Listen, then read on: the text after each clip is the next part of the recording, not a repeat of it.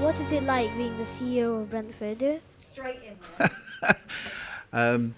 It's a real honour to. I mean, I'm a big football fan, and so to be able to work in an industry that I enjoy is I'm very fortunate, and it's a bit fun. It's a bit stressful. There are times. So last year we had a big problem. We put a brand new pitch in last year. Back in this time last year, we had a brand new pitch with brand new drainage put in because our old pitch wasn't very good, and the drainage worked. But after 2 games, we had to rip up the pitch, and we had to postpone a game in order to have a brand new pitch laid, and that was really, really stressful. A football team without a pitch is a problem. So what's it like to be the CEO? The staff are really good. Gauzy is one of our stars. Everyone is. We've got a really good set of people here. The players are good guys. The coaching staff is good. It's a really good group of people. It's a lovely club to work for. Very community oriented, which is why it's great to be able to host you and your fellow pupils and the school here today. So I'm really lucky and I really enjoy it. Who do you think is the most skillful player that you've ever met? The most skillful player here at the moment? Yes. God, that's a difficult one. I have to try and keep all the players happy. But if you want my personal opinion, we have a player called Alan Judge, who was voted by the other players and the supporters last year as the Player of the Year. So I would say that he's probably our most skillful. Oh, who's your favourite player? Again, do you mean at Brentford or do you mean ever since I've been watching football? At Brentford, my favourite player. I have to be careful again how I answer this one. They're all a really, really good. It's a really good team, really good bunch of players, and I would say because he always gives a 100% to the team. Probably a young lad called Harley Dean. When did you come to Brentford Club? I joined the club. I previously worked for a football club called Notts County, and I joined the club in July 2011. So nearly 5 years now. So it's gone quite quickly. In what year are you coming in a football industry? Did I come into the football industry? My very first job in football was 1995, and I joined Watford. And it will be a day I always remember because I joined, and half an hour after turning up for work at Watford on my very first day, my wife rang me to tell me that she'd gone into labour with my son. So my son was born that day, so I'll always remember the date, 25th of September 1995.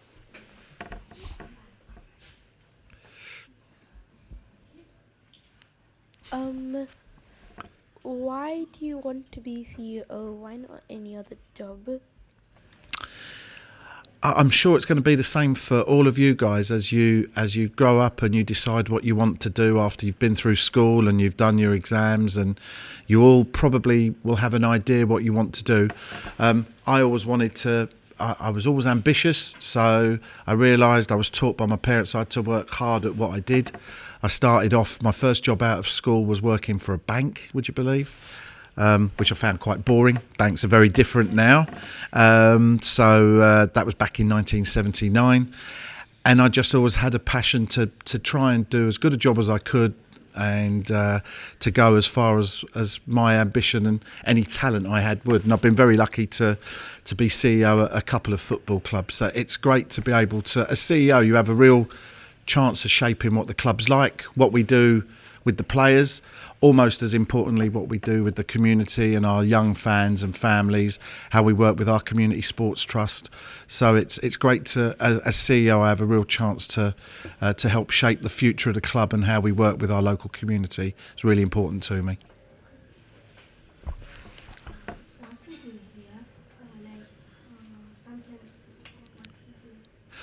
Sorry, could you repeat the question? Oh, sorry. Apologies. My hearing. I'm very old. Okay, so you have to apologise. I'm getting old. So on a daily basis, most CEOs, it's all about planning for the future. So I have a really good team of people who manage the club day to day.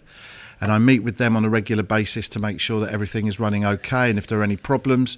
But my job is always, generally, is to always look about how we can keep building the club, where the club wants to be in the future, because we have a 5-year business plan. So you're always looking to how to improve where we want to be in 5 years. If you don't know where you're going, then you can't have you need a plan to know where you're going to go to and how you're going to achieve that. So my job is to keep pushing the club forward, keep planning for the future.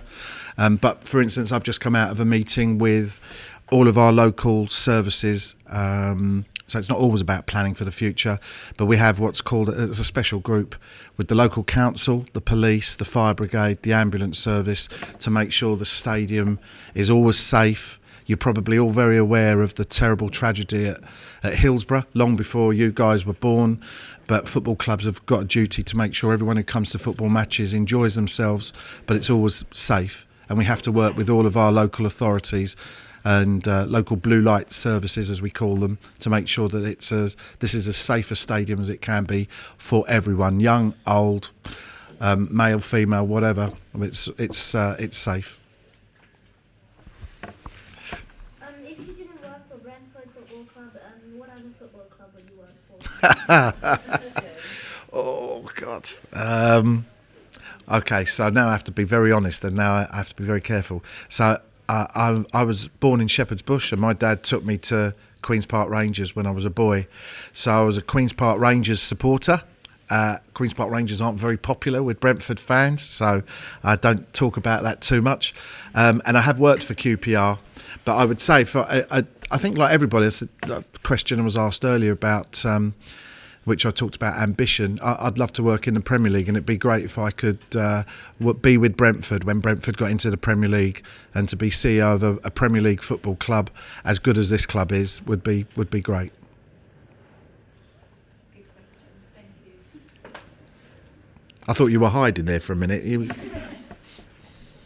your favourite Argentinian player? Argentinian. I can't say Maradona, can I? Because he punched the ball into the net a few years ago. But I'd probably say it has to be Lionel Messi, really. Lionel Messi's everyone's favourite footballer. No. Who's your favourite Argentinian footballer? And why Argentinian? Why not any other country? Because I really like Argentinian players. Oh, do you? Right, okay. What, because they're skillful, or, yeah? They're well, generally they're all very, very good players. They always do very well in World Cups, but they're quite dirty, some of them, don't they? They like to kick people a lot. In your opinion? No, I think it's a fact. Did anyone inspire you to become a manager? I've met some really inspirational people that I've worked with throughout my career at some of the companies that I've worked for. Some people, they all brought different skills. Some people were really, really good at the way they treated other people, the way they looked after and cared for their fellow members of staff. Others have been quite inspirational in terms of having a really creative mind. So there have been various people that I would say, along, not people that you would have heard of, but these are people that I've worked for and alongside that were just very, very good at certain things. And I've learned a lot from a lot of people. And to be honest with you, carry on learning. I still meet people now that I admire, and I read a lot about people who achieve a lot in business to see whether I can basically steal any of their ideas or learn from them to see how I can be better going forward. So you never stop learning, doesn't matter, even at my old years, but they are. When did you came here? I started here in 2011, July 2011.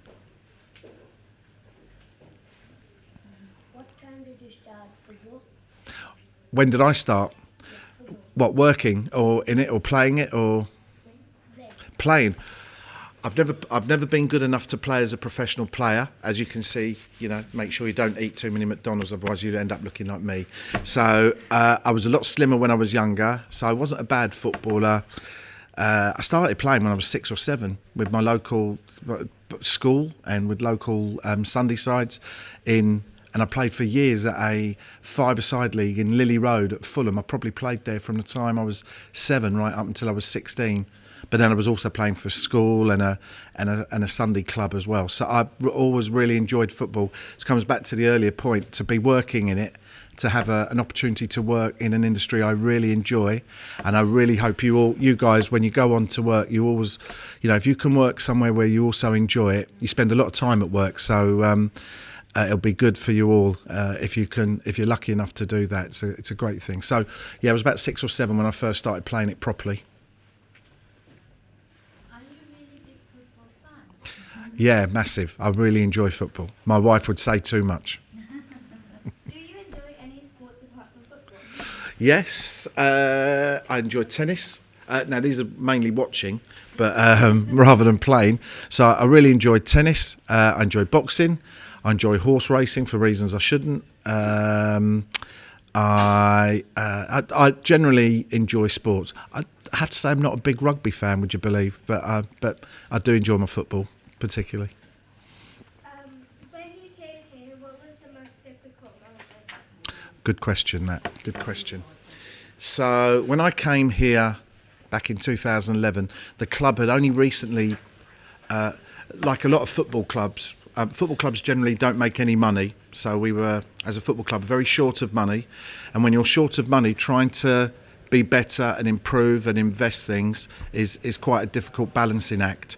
So one of the most difficult things was trying to improve the facilities at what is a very old stadium when you have very little money. But I think over 5 years, I've been able to convince the owner not only to put more money into our players and to allow us to have better players, but the owner is a good guy who understood that he's allowed us to invest in better people.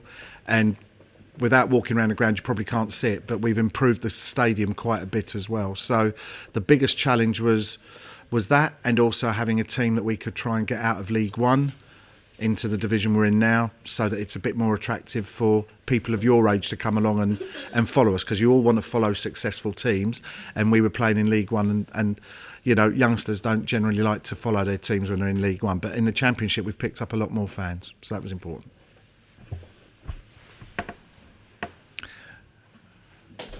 I thought you were going to ask a question, Gaz, you there for a minute, yeah. Thanks for you. What is your favorite team? Do you want to play out? Team. My favourite team, I have to say Brentford now. I'm working for Brentford, so if I say anything other than Brentford, then I would be in trouble. But as a kid growing up from Shepherd's Bush, I used to support QPR. I was taken to QPR by my father, and that's where I used to go when he stopped taking me. Where are you from? I was born in Shepherd's Bush. Well, in fact, I was born in Chiswick in a hospital that is no longer there, Chiswick Cottage Hospital. So I'm quite local. Who's your favourite Chelsea team? Right. I'm not really a big Chelsea fan, I'll be honest with you. So when you say favourite Chelsea team, do you mean player or do you team? Player. Probably the most famous Chelsea player I can think of is a guy that you probably will never remember, a guy called Peter Osgood. So he's back in the 1970s, so you definitely won't remember him. And then there was a player called Paul Knievel, who was, as far as I could remember, was the first black player to play for Chelsea. And Chelsea never had a good reputation for black players, and Paul Knievel had to put up with a lot of problems when he first started playing, and through his hard work and energy and skill, he managed to win over a lot of people who at first, even though he was playing for their team, didn't particularly want him to play for their team. So that was a great story for him personally. If you don't have a question, just pass it around as well. The Brentford nickname, the B, I can see it everywhere, even on the table. I saw it in the entrance. Do you know where this comes from? Do you know where it came from? Is a newspaper report when the team was owned, and the team has been going since, as you can see here, 1889. And a year or two after the team played, there was a report in a local newspaper that, I don't know who the team were playing, but it said that the Brentford players were buzzing around like bees, and it seemed to stick with the team. A lot of teams are called by their first initial, so it could be because we start with a B, and that's why we're the Bees. But obviously we've got these in the badge as well, and it all came from this reporter back in something like 1890, and he talked about the players buzzing around like bees, and we think that's where it came from. If you would play for a football club, which football club would you play for? Would I play for? If I was good enough to play for a football club, I think I would love to play for someone like Barcelona or something like that. If you could rename the Bees, what would you call it? Do you know there's one thing, if you ask our fans, they wouldn't want their team called anything else other than Brentford, and I'm not sure what the nickname would be. That would be a question that I think one person shouldn't make a decision on. That's one question that I think that's when you have to talk to your supporters, the people that have been coming for years and years to support the club. If we wanted to change our nickname, then that would be, I don't think it would be right that one person, the CEO or whoever, to make that decision. That would be something that I think a decision we would involve our supporters in. It's that important. Football fans love everything their club stands for, so it'd be important for us to talk to our fans about something that big. Who gave you this job? A couple of directors. I was interviewed by two directors who are no longer with the club. Probably why they're no longer with the club is because they gave me the job. But it was a couple of directors. I had to meet them for an interview. How do you get sponsors? That's so sponsors come in all sizes. You get small sponsors and you get the people who are on the front of our shirt. And the people who are on the front of our shirt, they spend several hundred thousands of pounds sponsoring the club. So those are very long processes. So the commercial team, and the last person that was here answering these questions was our commercial manager. He will draw up a list of companies that we feel we should talk to. We do some research on the companies and then we try and talk to them, and you slowly go from maybe 30 people that you're talking to and you slim it down to 10 and 5, and then eventually you find one. But the big sponsors, normally it's very difficult to get those. It takes normally between 6 to 12 months to get those unless you're very lucky. The other sponsors are more local companies who are all very willing to get involved with the football club. So it's a range, but you have to do a lot of research before you start speaking to people to make sure that what you're talking to them about actually means something to them and that they're interested in it. Before you started working, which university did you attend? I never went to university. I came straight out of sixth form at a school called St Clement Danes, which was a grammar school back in the 70s. And years ago, I think I said to you, my first job was a bank. And in the January before I took my final exams, the bank came round and they were talking to people who wanted to recruit to work in a bank. And they offered me a job on the basis that I got certain grades, which I got. So I went straight in. I was keen to start earning money rather than having to ask my parents for money. So I was keen to go straight into that. So I never did go to university. I'm not as intelligent as you guys, to be fair. So, Gauzia, shush now. What's the best part of being manager?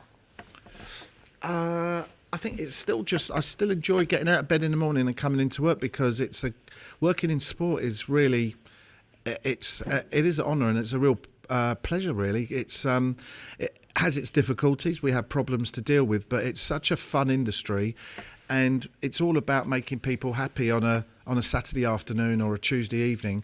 And when it goes right, there's a great feeling that as a group of people, when we get it right on the pitch, it's a great feeling.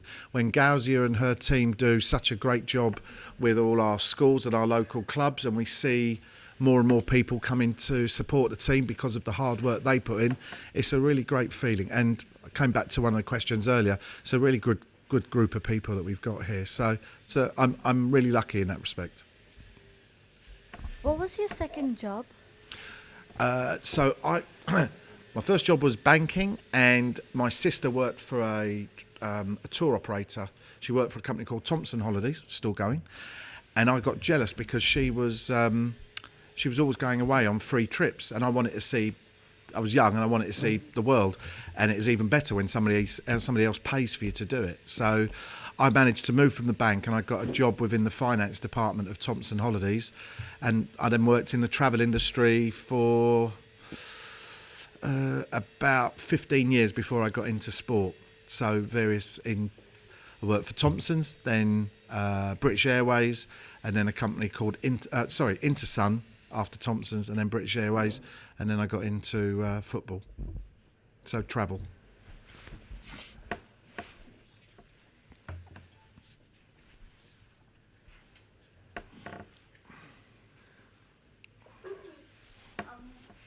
What did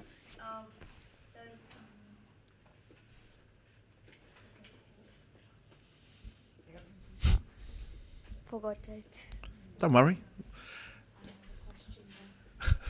Since you've been talking about the challenges that you face, so which one is one of your biggest challenges that you have faced, and how have you overcome them? Okay, so I think the biggest challenge that Brentford has is, do you all know that we're hoping to move to a new stadium in 2 or 3 years' time? So this is a very old stadium.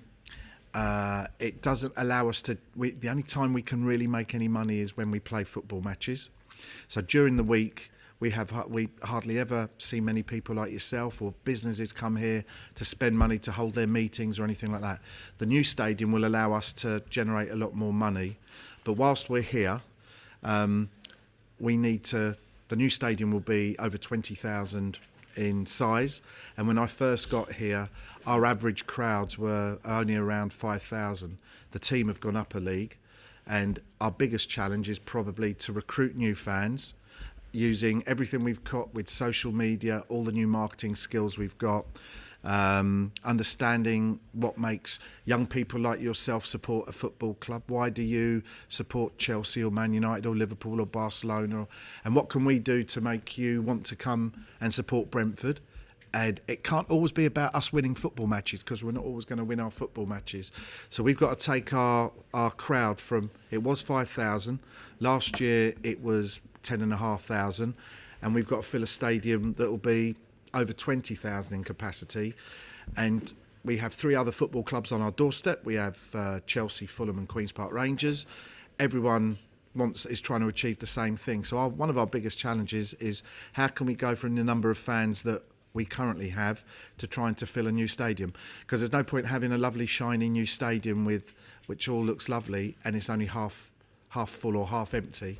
In fact, it'd be the worst thing we could do. You're better off staying here. So that's probably our biggest challenge. And we don't have I have an owner who is very supportive, but we're not like Manchester United. We don't have loads of money coming in. So we have to be very smart in the way we appeal to young people like yourselves to come and support this club. Okay. Okay, last one, because the other group, I think, is here. Don't turn it on. Which country of the player do you like? Which Country of the player. country? Yeah. In what sense? Which country? Yeah. Which do I like personally? Well, I'm very proud that I think English football is really good for certain things, but if you really want technically good players who work very hard at their football, I would say Germany's probably the best country for it. Germany and Spain. So those. Is that it all, gals? Yeah, sorry, we could. Each group will want to talk for ages. No problem. We just don't have the time, so yeah, I think the other group is a bit different. Was that all right, guys? Did you get what you wanted? Does that help? Does that help? It's really nice to meet you all. Enjoy your day. Welcome to Brentford. Thank you for looking after gals here for us. All right. And good luck. Good luck. All right. Very nice to meet you all. Take care, guys.